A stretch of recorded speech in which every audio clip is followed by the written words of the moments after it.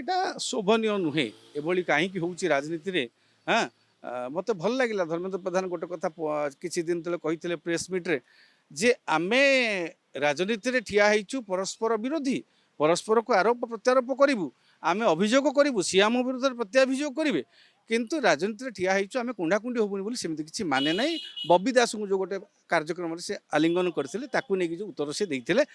जने प्रश्न किए करथिले जे आपण माने लड़ालड़ी होउचंती आपण माने कोलाकुली होउचंती लोक माने बाड़िया पिटा होउचंती सेही कथार से उत्तर रे कहिथिले जे आमे लड़ाई करूछु राजनीति मैदान रे किंतु महाराष्ट्र महाभारत युद्ध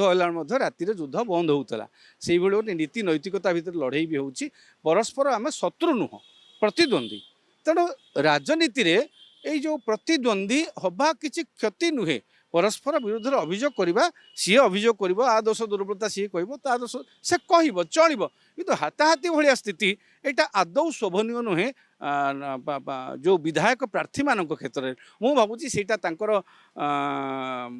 ये राजनीति को जदिओ कम व्यक्तिगत शत्रुता कारण बोध हुए एभली परिस्थिति पूर्व शत्रुता किसी पूर्व मनोमालिन्य थिबो जोथि एभली एक हाथाहाथी परिस्थिति सृष्टि हैला।